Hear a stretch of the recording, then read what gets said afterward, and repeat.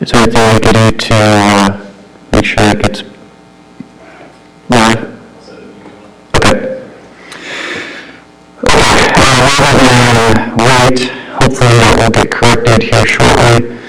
In the meantime, what we'll do is just start with the agenda, and that is a roll call.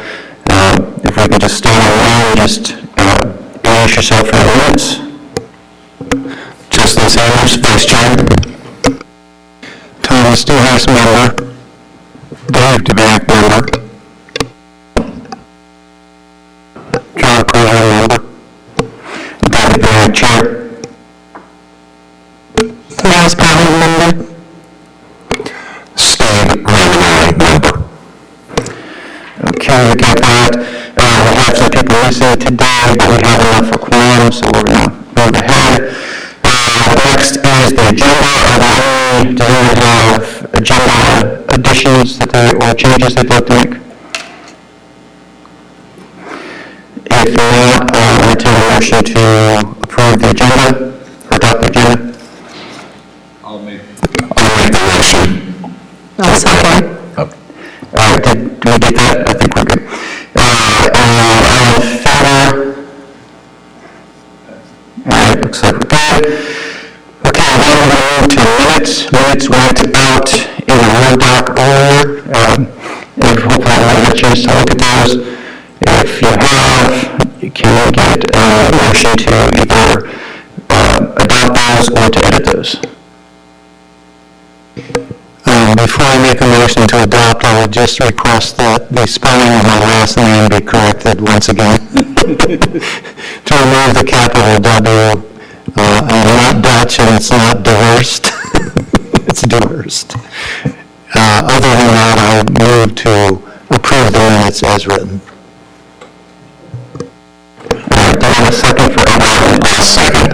Excellent. All in favor? Any opposed? Minutes are good. That takes us to communications. We're going around just for we'll start with this, we can end with Justin for stuff. Any updates that you might want to share? No, not at this point. Also, no, not today. I just encourage everybody to check out KalamazooEarthDay.com for a calendar of the Earth Month events. Not all, but many. No updates. Nothing. No updates. No updates. Justin? Yeah, one of the best things to do. I am one of the climate corps member. Can we say what I want to talk about the Kalamazoo? Yes, So the city is revamping last year's No More Lake campaign. We're calling it Buzzing the Zoo, and this is going to be a summer-long initiative to support and protect Michigan's pollinators. It's called Buzzing the Zoo. Yes. You're welcome. So first thing, we've opened up the submission window for the yard sign contest. We're inviting students from elementary school up through college to submit their own unique designs for the yard signs this year. That submission window will be closing on April 4th. Winners will later be announced on April 24th at the Kalamazoo Institute of Arts from 6 to 8 p.m. We're going to be holding a kickoff event. The winners of this design contest will be announced there. We'll also be handing out signs to residents that are getting involved in Buzzing the Zoo. We will be kind of facilitating some connections between residents and local environmental organizations. We're working on that later. And throughout the summer, we will be doing the same thing as last year for the We're going to be holding, we are going through the tall grass or the municipal exemption again. Only for the month of May, the ordinance will be reinstated on June 1st. Throughout the rest of the summer, we're going to be encouraging residents to plant natives, reduce the road frequency overall, avoid using pesticides and fertilizers, and of course, continuing to educate themselves about the importance of pollinators. After that, we are going to be going through with a voters campaign. More to come on that later. Any questions at all? Well, I have a question, but just a quick comment the action on this and so priorities. Thank you, happy to hear it. Will there be time for Yes, absolutely. That will be at the kickoff on October 24th. Okay. I just have a quick question. I know there's a lot of property companies, especially like in my neighborhood, that use a lot of like long type of landscapers. I was wondering if anyone's like been in contact with like say like when property owners or anything like that. Okay, I gotcha. Do you have any flyers for this event? Okay. We do. We're going to be posting a couple online, and then we're going to be distributing throughout the city. Awesome. Okay. Anything else? One thing that I don't know if it would work in, you're encouraging people not to use herbicides and fertilizers. Maybe it might be useful to have a do this instead. Like use, compost or mulch or something. So people who really just feel like they need to get out there and do something, it gives them something positive to do. Perfect. Thank you for that. Yeah. All right. Any other questions? Thank you so much. Thank you, guys. Appreciate it. Justin, any other staff updates? Nothing too exciting. The exciting stuff will probably get rolled out next month, so stay tuned. Okay, excellent. Let's see, that takes us, we're moving pretty quick. We're down to comments. Before we go to emails, because we have one that I think is going to inspire some discussion, just so people who may be listening or watching, if hopefully we are live streaming yet, the phone number to call in is 888-382-9556. Again, that's 888-382-9556. And when we're done with our discussion about emails, I'll read that off again. Okay, we got, to my knowledge, we got two emails, one from Ben Brow, and that was about an event that happened a couple days ago. The other is an event about a potential roundabout, is that right? In the Winchell neighborhood, right? Yeah, the email, related to the roundabout. It's specifically asking about trees that would be involved in, potentially be involved in some of the construction there. Justin, do you have, can you put the email in context for us if there's anything more to add? I can, while you're doing that, I can read the highlights of it here. The person who wrote in is opposed to the proposed changes to the intersection of Chevy Chase with Lorraine and Waite Streets, arguing on the premise of cost as well as the loss of trees. Anything beyond that you can add, Justin, for discussion here? No, that's the gist of it. There are certain policies, and Thomas could probably talk this a little bit better. If the city does need to cut down trees for some type of, broader public good, it plants 2 trees in those places. So if 12 trees were cut down, 24 trees would be planted. So the city does have policies in place. Granted, that doesn't, address the specifics of those trees in that particular neighborhood, but this is a tree committee, or this will go before the tree committee, and there'll be time for more public comment and discussion about this. The agenda for the April meeting of the tree committee is not out yet. We'll be making a presentation on what they have planned because this is a city project and it would have to be approved by the tree committee for any kind of tree removal to go forward. And for my part, I plan to do what David here has done, which is just walk the streets and see what's being proposed. I'm sure that there will be quite a bit of still neighborhood discussion on whether this is a good idea or not. I can add to that real quick. I did just take a walk down there. There's been a number of yellow ribbons wrapped around a lot of trees. I don't know exactly if all of them are the ones that are slated to go or not. In the proposal, there's anywhere between 5 and 20 trees that are recommended for removal, depending on which option they fulfill. There was public meeting on it. I was out of town. I didn't go to it, so I really, and then I can't pull up whatever the results of that meeting was, so I don't know. But anyway, yeah, it's kind of a hot topic in the neighborhood, so I'd encourage other people to go down there and take a peek. Yeah, I'm looking at it on the, just Google Earth, and there's a lot of trees close to that intersection, but from what I can tell, I don't have the view to be able to see what those trees are specifically and say any more.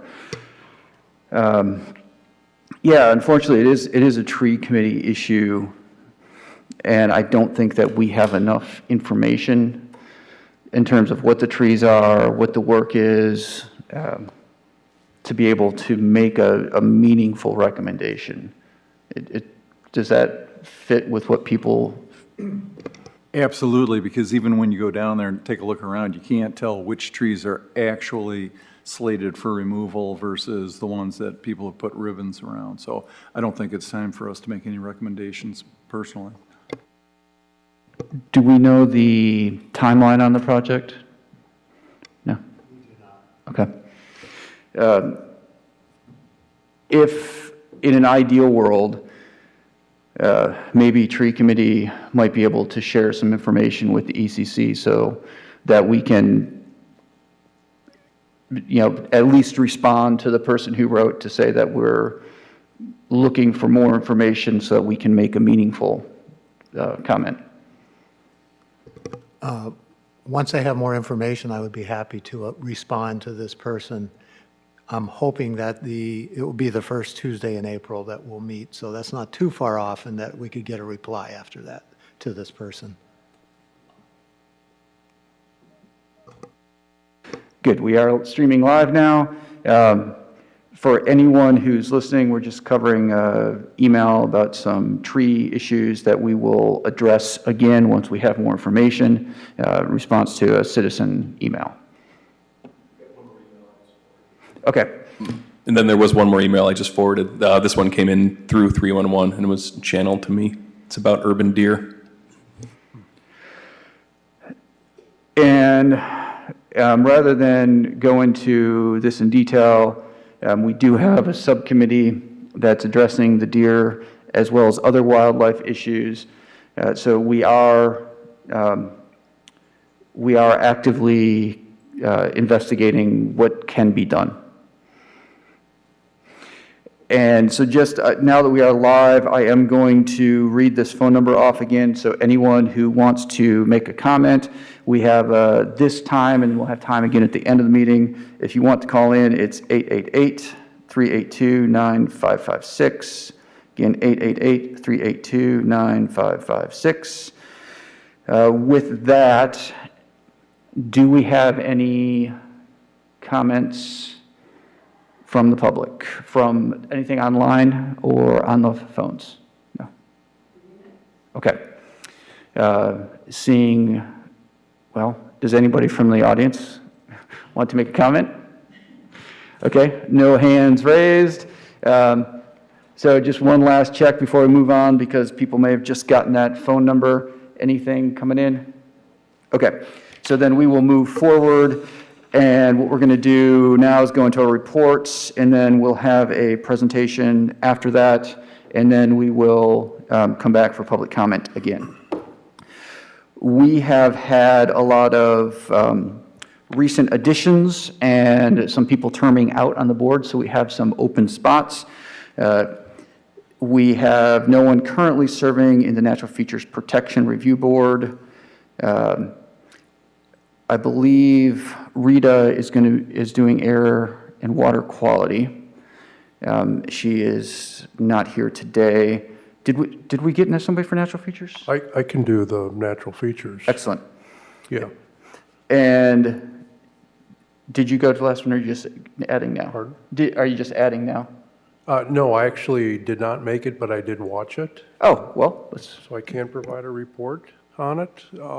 They are lacking 3 members, so they're actively looking for 3 seats to be filled. I believe it's water quality, botanist, biologist, and they're actually entertaining the thought of having basically as I'll define as a non-professional to add a voice to the NFP. They spend a lot of time talking about the process of the NFP, potentially, and how to potentially refine it,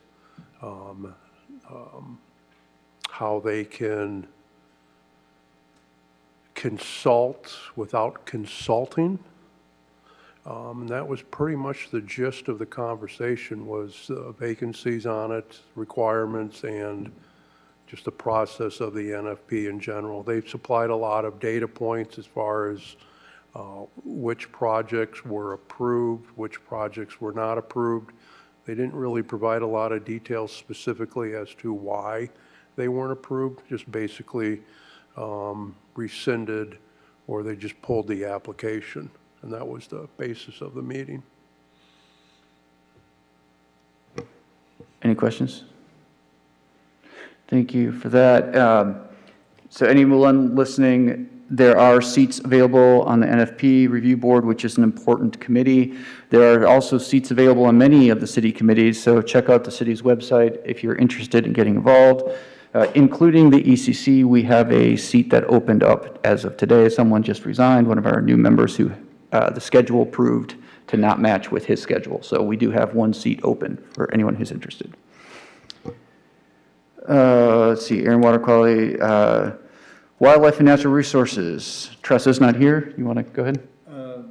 Yeah, there's not too much to report on that. We have had some communication. Sorry. We have had some communication, basically the deer concern, and we're looking to put together just a brief outline as to the history of that concern in front of this committee and the city commission. And then also, I believe Justin's going to give us some information. He's going to be requesting some money for addressing that problem basically in the coming year. Nothing immediate, but this is going to be, I think, a long drawn out topic to be addressed because there's a lot of strong feelings on both sides of it. So, but once Tressa gets a little bit more situated with parenthood, I think that we'll be able to get this moving a little bit better. Thank you. Yes, that is going to be a controversial topic, no matter how you approach it. Any questions on this one? All right. I'll just encourage you to think creatively so you have as many good options for people to think about as possible. All right. Moving on. Planning Commission, Rachel sent me an email update. They also had many people missing, and she said they had a record meeting. It only lasted 17 minutes. So that was basically the update. So Planning Commission was doing their work efficiently. Tree Committee. Tree Committee has not met for the last 2 months, basically for a lack of a quorum, because part of the Tree Committee does snow removal for the city, and so they're not able to attend meetings. But with the change in weather, knock on wood, we should be meeting in April, and I'll have a lot more to report to you. The only thing I could tell you right now from talking to the city arborist is that in the last month or so, I guess it's maybe a little longer than that now, we lost the funding for planting trees which was a continuation of the 2023 application we did for planting trees in disadvantaged neighborhoods. And the latest information I have is the grants are back on.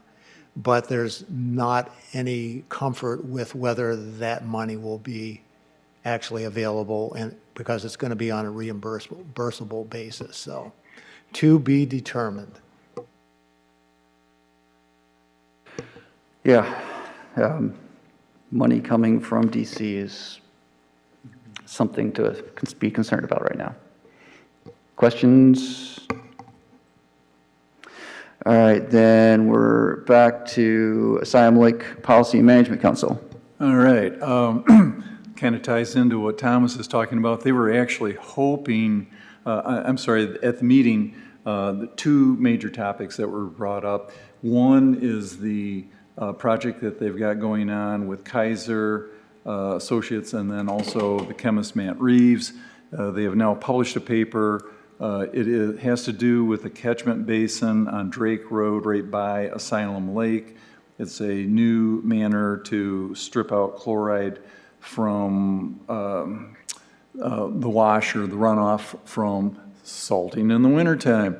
And they, oddly, they were actually hoping that there was going to be a significant snowstorm this week, because they are about one test short of wrapping up the project, and they didn't want to try to manufacture the conditions. They wanted to actually have a snow come and then the city come out and salt.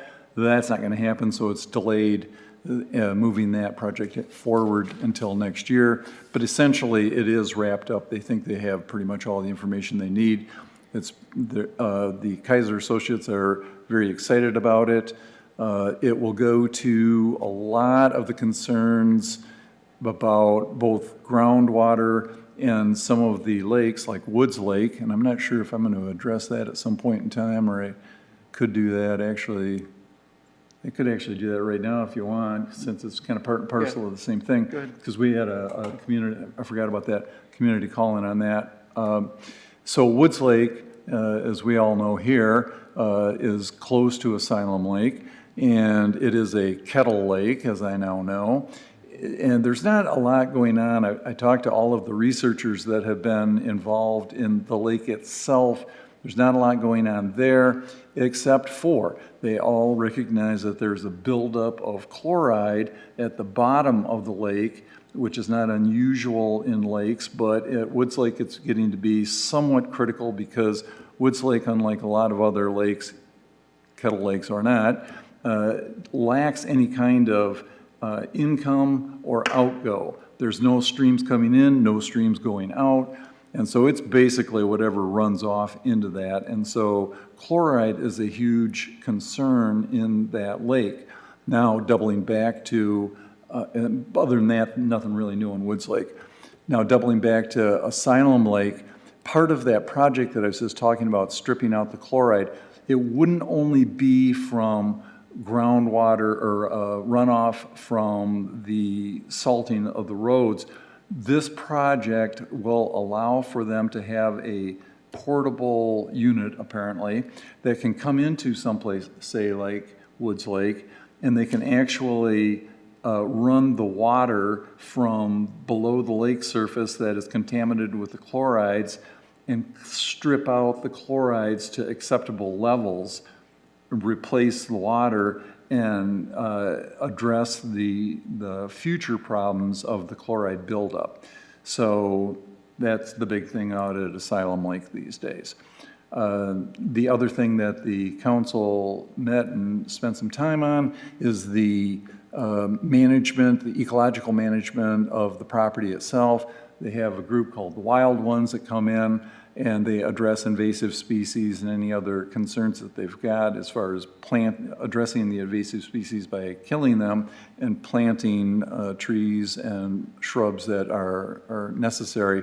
We had a long presentation, and it was very passionate by, I think his name is Bill Snyder from Mason, and they are committed, they contract out their services, but they're clearly committed to dealing with the invasives out at Asylum Lake, and that's going to be continuing into the future. Other than that, that's about all Asylum Lake John, was there anything else that was critical come pop into your mind? No, I think you covered it all. You know, they've always been very committed to invasive species, and they do some burning, and, you know, had a lot of success out there. That's it. I just have one suggestion, just a proposal to throw out there or noodle over. Should we change the name of that committee? If we're going to include conversations around Woods Lake, which I think is appropriate, it's broader than just asylum. So I just want to throw it out there. Anyway, I'll just throw it out there. What do you mean?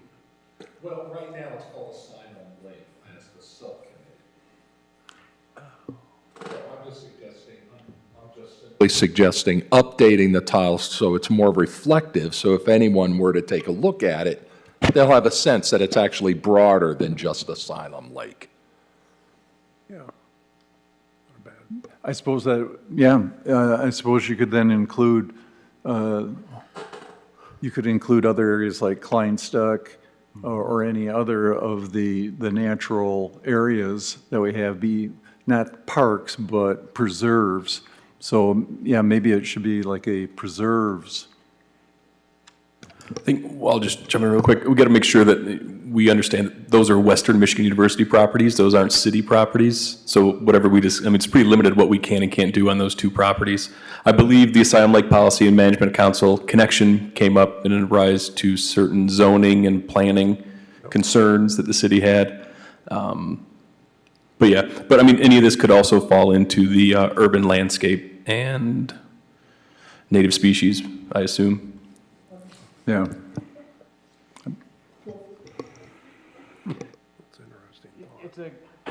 That is a good, it's a good point to think about. I don't remember if it was last month or the month before, I did mention it. I want everybody to keep in mind that the committees we have are not bylaw created. So these are committees that are historic artifacts of this committee we've created over time. So if there's a committee that needs to be changed, dropped, added, we can always do that. So keep in mind as you're working on your committees, if you feel that the description needs to change a little bit, that is possible. And it's on Woods Lake. I did thank you to Justin for giving me the name on that person, Dr. Koretsky. I did reach out to her. She did a lot of research on Woods Lake. She currently is Dean of Arts and Sciences, so she hasn't been able to do much research lately, but she is interested in potentially giving a presentation to the board or providing materials or just having conversations so we can understand Woods Lake a little bit better and maybe think about what that property entails. So I'll see where that conversation goes. Any other questions before we move on? Okay, that takes us to Parks and Rec. Is that open, or did we get somebody to fill in there? I think I volunteered Okay, for that's what I thought. Go ahead. There really, I did not make it to that because the last meeting I just didn't make it to, but there's nothing really online from the city, at least that I could find. And all I could find was the agenda. I didn't find any meeting minutes or anything, so I don't really have anything to report on that now. So I guess the suggestion would be maybe the city could put that online, or if it is online, where is it? I couldn't find it, because all the other meetings seem to be on YouTube and be fairly well published. That one does not. That's a good observation. Any thoughts? Okay, we'll keep moving then. Next is the Kalamazoo River Watershed Council. They have really, since late last year, been emphasizing getting more people involved. So like reaching out to community groups that don't normally use the river. And so their last meeting was pretty much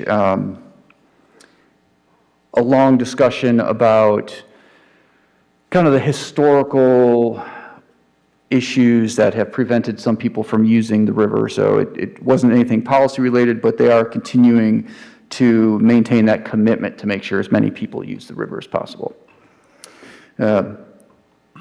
Any questions? All right, odor task force, no meeting. That takes us to Stephen, Waste Working Group. Justin, if you wanted to go first with your piece. Yeah, sure.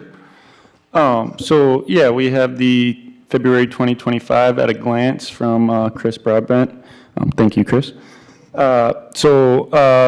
Last month we discussed the program with the cameras on the trucks and sending customized mailers to people with photos of their maybe, erroneously placed products to help people learn, educate people. So there was a total of 607 feedback mailers sent out. And then just to touch on, there was 33 new recycling carts added. And then warning that spring cleaning starts April 1st. Materials for brush and spring cleanup must be bagged and bundled with twine 4 foot in length or less. So no big, huge branches or anything like that. I'll pass it off to Stephen. Yeah, and as it also says on the curve, some of the other stats, 159 tons of recyclables. That's pretty good. I don't know the increase year over year, but I'll work with Chris and make sure we can report that back. 1,059 pounds from the household hazardous waste facility.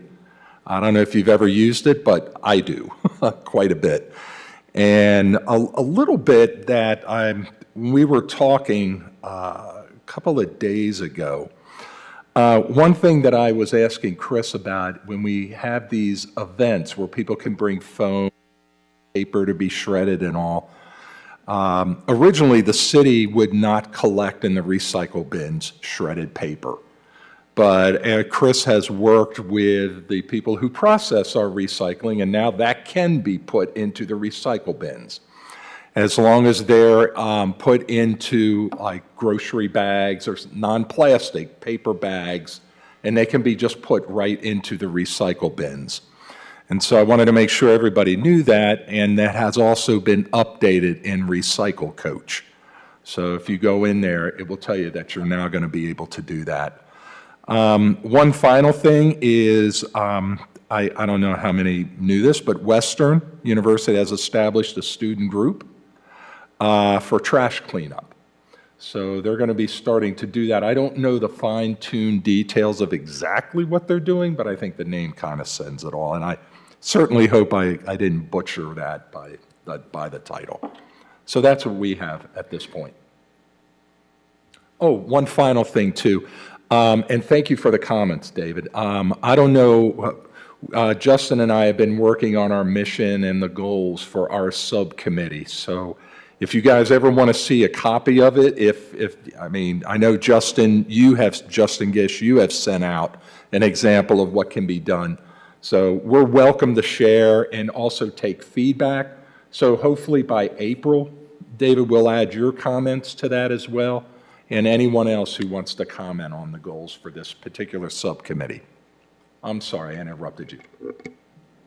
No need to apologize. I just wanted to offer, if there's interest, I would like to invite the director of the Household Hazardous Waste Program to come and just give a brief summary of what they did in 2024. It's there's some mind-blowing parts of it, that things that show up there that would give you pause, is what I would say. It's not just paint and motor oil. They've got a Japanese knee mortar, KNEE mortar in, that required the bomb squad to come out and x-ray it so that they could determine that it was not, it didn't have its charge in it. But there's a lot of issues now with lithium batteries, but if there's an interest, she could probably do a 10-minute presentation and kind of fill you in on what's going on.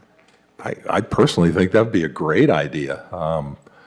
I'm only taking batteries and other electronic stuff there. So, yeah, anything like that would be, I think, very helpful. I'll invite her and see if she might be available in April, if that's all right. Okay, thank you. Yeah, the comment that I made, I just wanted to make sure that we, somewhere in our ECC mandate, address litter, because it's, I frankly have never been in a city that's as littered as this one. I walked here from work. I work at Western, about a 40-minute walk, and so I was paying attention. There were 2 times where I walked 10 steps without seeing trash. But other than that, I didn't go 5 steps the entire 40-minute walk where there wasn't trash. I mean, it's a real problem.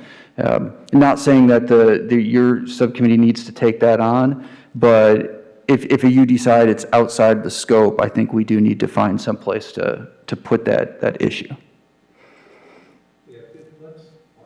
Justin and I will talk about it, and we'll also talk about it the next time the committee gets together, which is usually the second Wednesday, I think, of every month. So I'll make sure that comes in. Yeah, and that might be something we can collaborate with that, excuse me, that group at Western to see, not only, what they're capable of as far as capacity, but, once it gets established, getting some metrics and some data going so we can, really start to see what's going on and maybe where it's even coming from, where if they're, I guess, picking up in like an organized fashion, like certain sectors, and we can see, where there's more litter one place or wherever. So places we need to maybe consider, put more educational material out in those areas to help people out. So. Yeah, there's also another group that I've worked with this last month, going to be working with again, that does a cleanup the first Friday of every month, or sorry, the first Saturday of every month, called Trash Love Kazoo.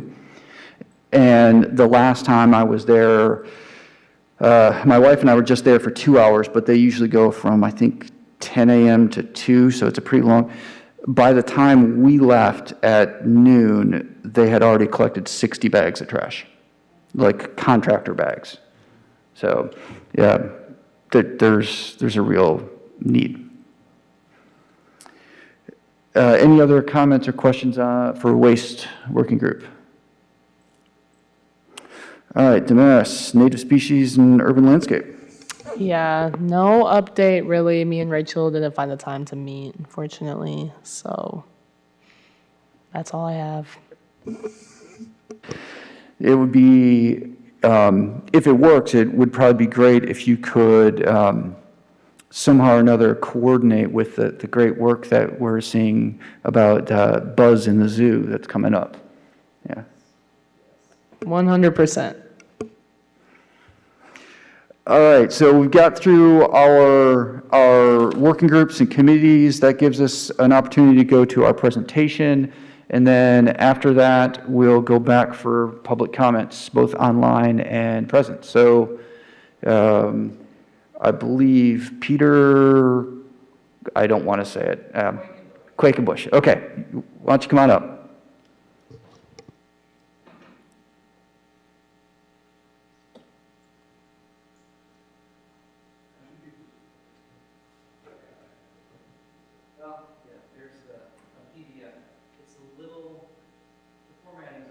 It'll work.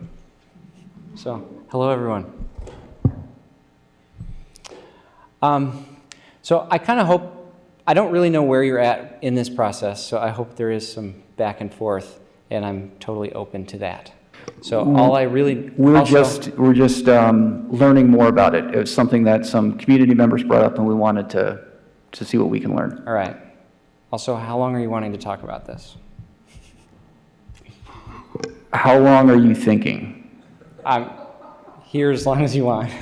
How about like 15-ish? Sure. Does that sound good? Yeah.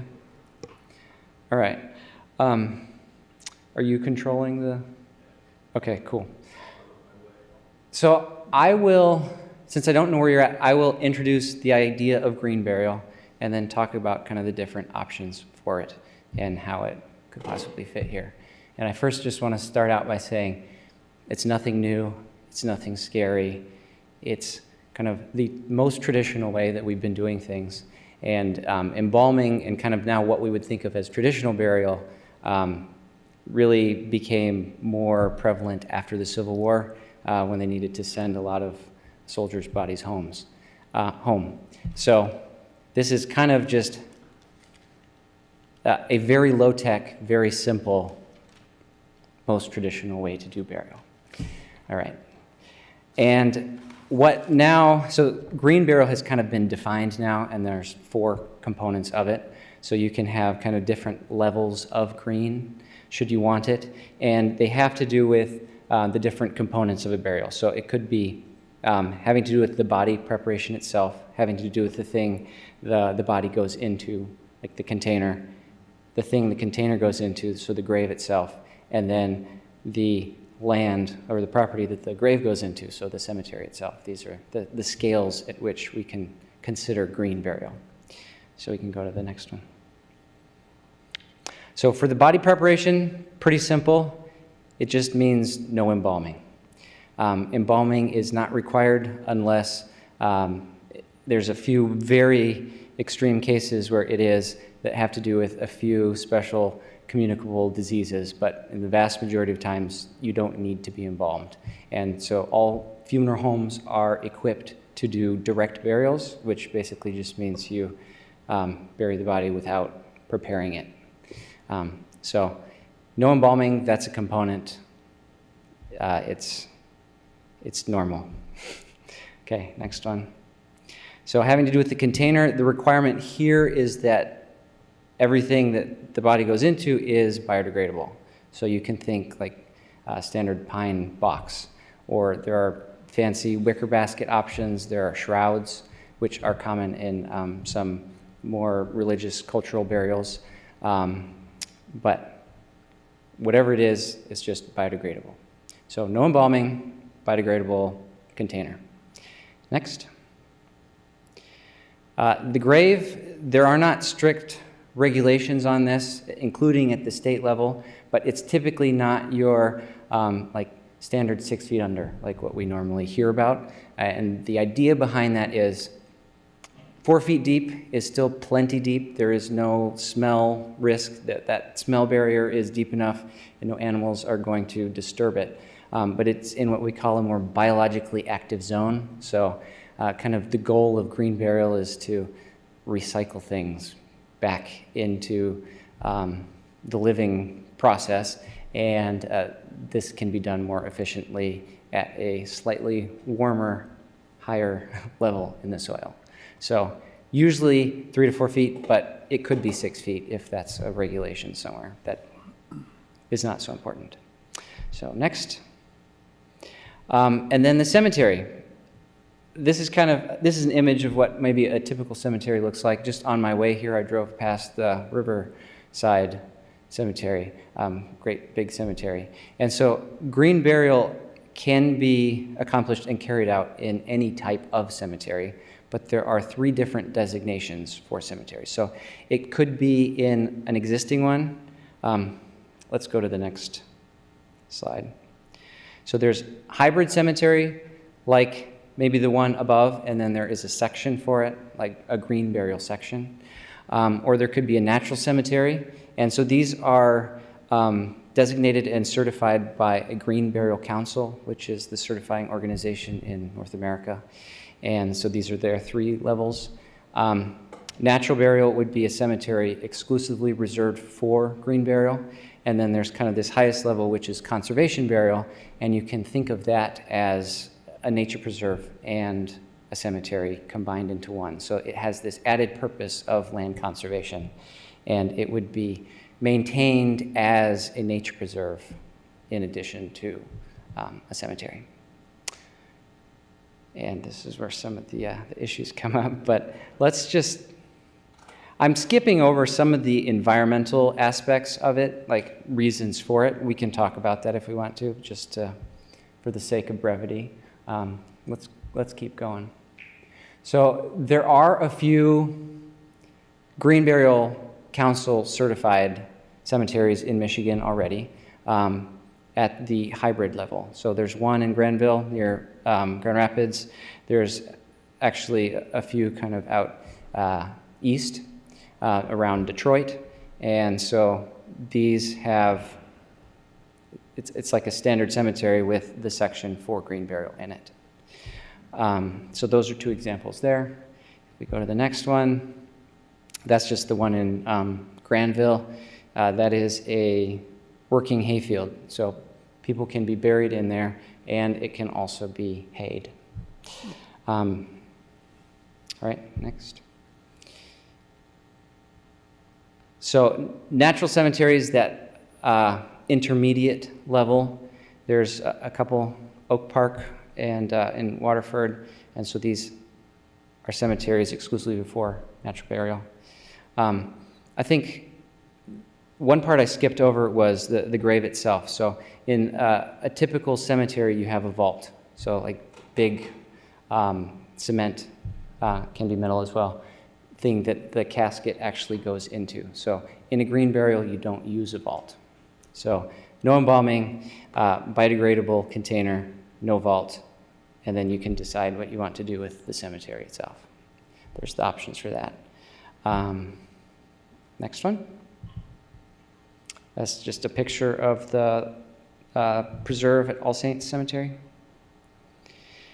And then conservation burial grounds, there are none in Michigan yet, but there are, so the closest ones would be Illinois and Ohio. Ohio has 3 of them. These are just ones that are certified by the Green Burial Council. There are others that are essentially conservation burial grounds, but they're not necessarily pursuing this certification. And then here, because conservation burial is kind of my passion, so I have a number of images of what conservation burial can look like. So we can just kind of go through here. Actually, I want to, like, for more information, if you're interested, there is a Bury Me at Taylor Hollow. It's a PBS documentary, wonderful. It's about the founding of Larkspur Conservation Cemetery in Tennessee, and you should be able to find that for free to watch it, and you can learn more about it that way. And so this is an image from that place. They actually made, the guy in the photo made that casket of invasive species that they were clearing out of one of their fields. So efficient use of materials there. We can go to the next. Same place, there's the pine casket being shown there. There's a wicker basket being shown there. You can see the grave. So no vault being laid in the ground. Often burials are a little bit more, families can participate in them. And so it can be, many people find this aspect of it to be very meaningful to them because they can actually see the body going into the ground. They can get that closure. They can help with the process. And it's bringing a little bit of the heart back into some of this process that has been removed.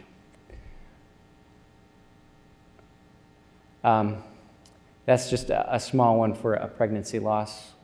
We can continue. That's zooming back. Often they process through so these are all, this is at a place down in Florida. They just have a hand-pushed cart. Those are some examples of the markings. So this is kind of up to the cemetery, but it normally fits into the landscape better.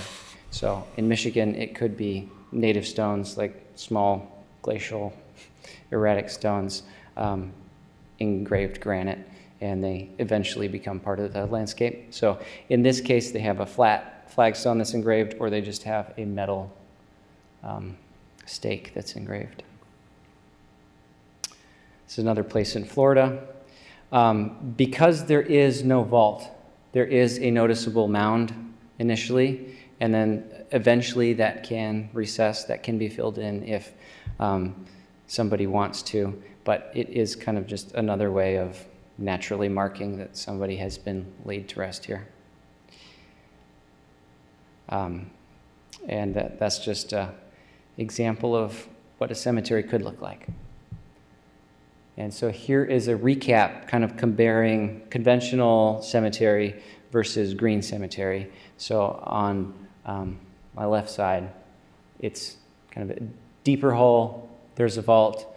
There's a big fancy casket, not necessarily all biodegradable, and then some sort of headstone that probably doesn't fit into the landscape quite as well. And then on the right, there is a wicker basket with a unembalmed body in a smaller grave and a more discreet headstone with more natural landscaping on top of it. We can keep, and then this part we can skip. Sometimes I give other presentations. So this is details about cremation. So there's kind of different ways to do cremation, and there's ways to green cremation as well. And some of this is all mixed up. So I think we can go into questions right now. What's the cost difference? Yeah. I'm just curious, what is the cost difference between traditional, and I'm expecting swags, so just. So on the cemetery side of things, it is often somewhat similar, like for the plot itself. You would had cost savings in the headstone and in not having a vault.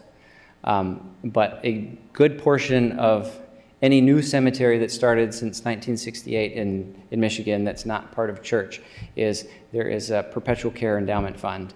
And so a portion of that goes to the perpetual care of the cemetery so that when it is full, essentially the idea is that it can retire and live off of its savings, and then it can still be maintained over time. And so in a conventional cemetery, that would be maintaining a lawn and the headstones and whatever that looks like. In the opposite extreme, conservation burial ground, you would be maintaining a nature preserve, so maybe some trails and what goes into that. So because it's doing without, kind of on the funeral home side of things, it tends to be significantly cheaper, but it depends on where you are and how fancy you want to be.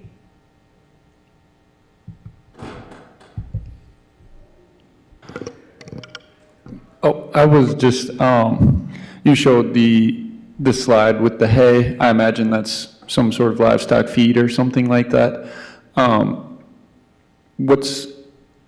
I guess, I don't know how people would feel about having their food grown over the, like human beings would have, but is there any, research into that sort of thing? Because I imagine bodies can make the ground pretty fertile.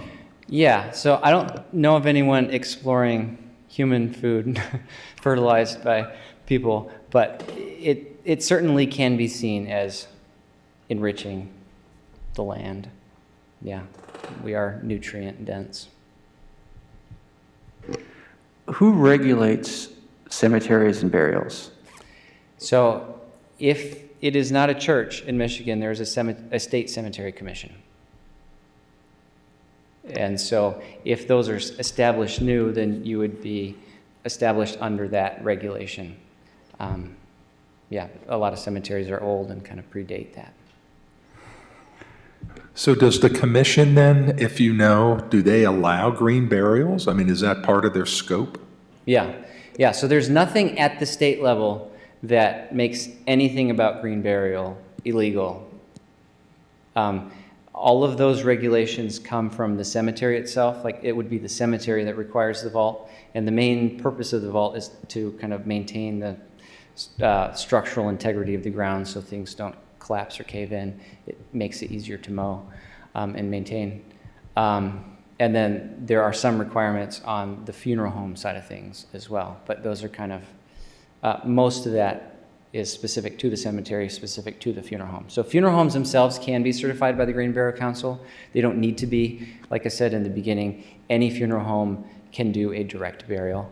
And some more religious burials, especially in the Jewish and the Muslim traditions, essentially are green. And so even in a cemetery that requires a vault, it might be just a partial vault on top, like three-sided, and then open on the bottom to allow for more natural decomposition. Oh, So there really aren't any hurdles to this besides people in charge and what they want. So I'm going to jump in real quick and ask a question. So some of the hurdles are not hurdles, but what I assumed are hurdles. But I guess what I've seen mostly is human composting. So is there a difference? Is that where some hurdles come in, kind of the more treatment of the bodies there? Yeah, so a few states allow human composting. I have some statistics up above in one of the slides.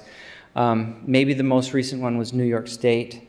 And so after the composting process is done, which can be done in a matter of weeks, then you have a large quantity of soil, and then officially it's no longer human remains and you can do whatever you want with that soil. It's kind of treated like cremated remains, which can be done with fire, or aquamation is a thing too, so that can be done with liquid instead, and that saves on energy. But any of those cremated remains could end up in a cemetery too.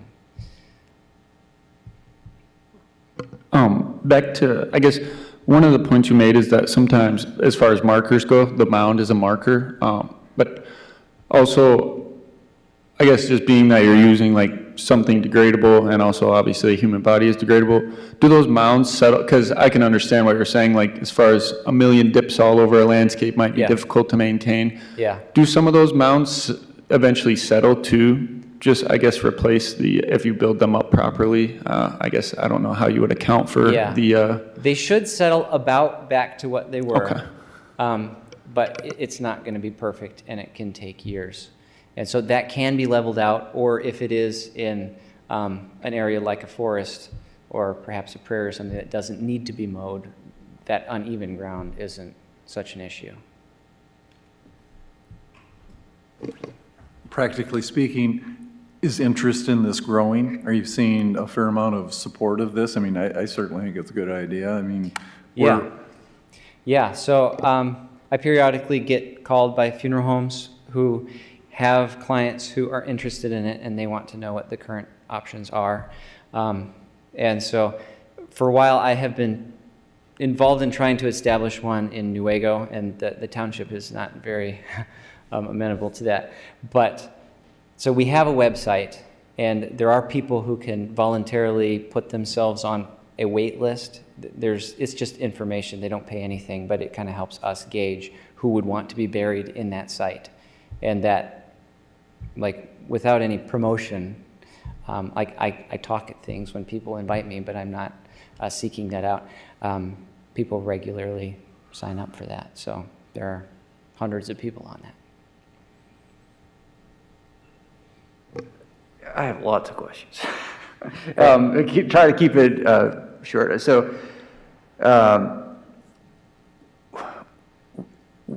the environmental impacts. Yeah. I don't know what embalming chemicals are, but I can't imagine that they're not really bad. I guess that's the purpose of the vault, is to keep those from getting out. Not so much.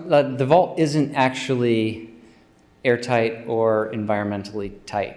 It's just kind of there structurally, so water can get in and water can get out, type of thing. The embalming fluid is intentionally toxic to life. Like, that's what it's preventing microbes from doing their thing in a body that has died. So there's kind of two reasons for avoiding it. One is on the funeral home side of things, like embalmers who work with these fluids their whole lives, they have higher rates of cancer. So it's not healthy for the people directly working with the fluids. And then a lot of it does leach into the ground, and it does kind of naturally break down too. So it's not a huge environmental concern, but it is toxic fluid that goes into the ground, and it can be avoided. So it's not necessary. On the other side, on green burials, how much of the human body is toxic when it breaks down? Like the pharmaceuticals and PFAS and microplastics and all that other crap that we're carrying around. Yeah. I mean, if you were to quantify like how much of my actual body is toxic, it would be very small. And some of those things break down. Microplastics, I mean, they just kind of get smaller. But another thing with green burial is it's typically done at lower densities. And so, as they say, I mean, in any cemetery, you're going to be putting a body into the ground. And so green burial is a way to put less into the ground. And so one of the solutions to pollution is dilution, as they say. But nature is fairly equipped to break down and cycle through most of these things. And like even with chemotherapy, like most of that, if somebody were to directly die after that, that stuff breaks down pretty quickly on its own. It degrades. So viewing ourselves as toxic and like a pollution to a forest, pretty negligible overall. Then you mentioned Nuevo. Yeah. So it was funny, we talked about this issue, I think, last month, and then it was within a week after that, MLive had a story about, and it turns out, I think it's Nuevo, there's a battle going. Is there anything that you can, I don't know if, so I didn't know you were at the heart of this. Is this something that you can talk about? Like what are the issues at stake? What's the kind of resistance that you're facing in this, like, it's a court case? So essentially, I was looking for a suitable property and ordinances that would allow it. And as properties come on to the market, they often go pretty quickly. So I had to jump on one. And the way the ordinances were written at the time, they identified cemeteries as institutions, and institutions were allowed in the zone that I bought it in. Then a few neighbors essentially didn't want a cemetery to move in next door, and the township decided to ban cemeteries outright, which then we challenged in court, and the judge said that was unreasonable and unconstitutional. So now they have passed new ordinances to regulate cemeteries, but it kind of regulates them beyond possibility. So yeah, it's just kind of local opinions about things. Yeah, it's nothing, like a different location with different people could be completely different. So it's people worrying that poltergeist is going to happen because they're next to a burial I ground. mean, one of the scary issues that is brought up is it's going to poison the Muskegon River. So we're like 1,000 feet away from the Muskegon River, and there would be low density burials there. But every fall, I don't know how many thousands of fish this big swim up that river and rot directly in it. So like, it's not actually going to poison the river, but it's a fear. So it's not an issue of big undertaker. Yeah.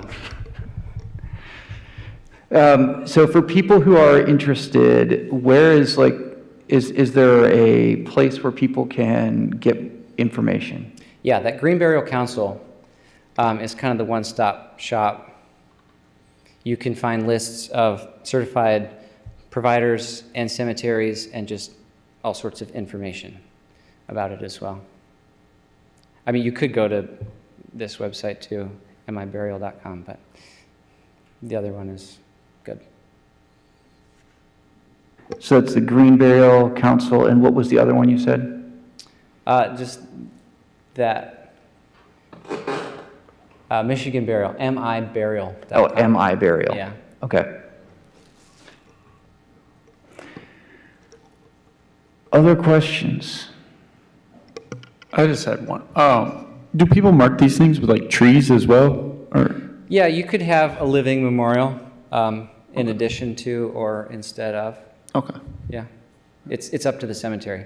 So the cemetery is regulated as any normal cemetery. It's surveyed and it's platted out, and you would keep records just like you would in any other cemetery, but the way you actually mark it can be up to you. Okay, so when you mention a forest, someone can't just go bury their loved one in a Right. forest. That has to be designated a forest Right. within a cemetery Yeah. zone. Okay, The whole forest would be officially a cemetery. gotcha. You can do it on some private property, but that requires permits too. Okay.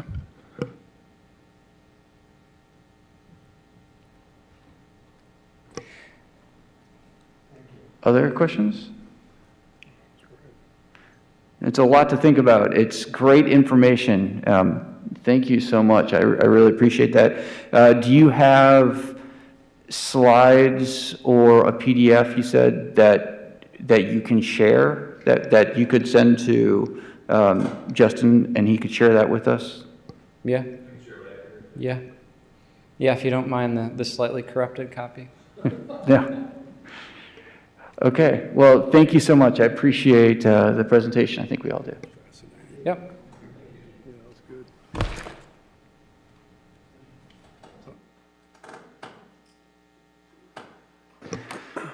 All right, that gives us a lot to think about, and we got to change directions now. What we will do is go to public comment. I'm going to read that phone number one more time, or well, two more times, 888-382-9556. Again, if you want to call in, that's 888-382-9556. I feel like I'm on public radio. Yeah. Do we have any interest? No. Okay, no bids. All right, so any audience members? I don't think so. All right. With that, let's go to our commissioner comments. Anything? I don't have anything. No comments. No, not time. My only comment would be something unrelated, which is the Earth Day rally that is happening on April 18th. It was put on by a couple groups at Western, and I can send the flyer to everybody, but I just thought I'd put that out there. It will be from noon to 4. The idea is, well, it'll start at K College and go to Western. And it's going to be a community-wide event, and yeah, more details to come. Nothing from me. Okay, with that, motion to adjourn?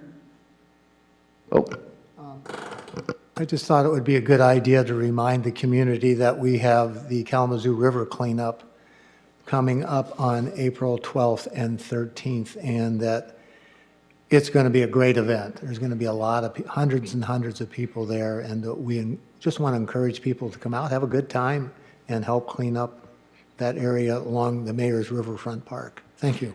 that's good to raise because it's not just a cleanup, but there is a cleanup, but it's also, they're doing invasive species removal as well. So on the 12th, it's at Mayor's Riverfront Park, and then on the 13th, doing the same thing at Verberg Park. Yep. That's April? Yes, April. So it's a Saturday and a Sunday, I believe. Yep. And what time does it start?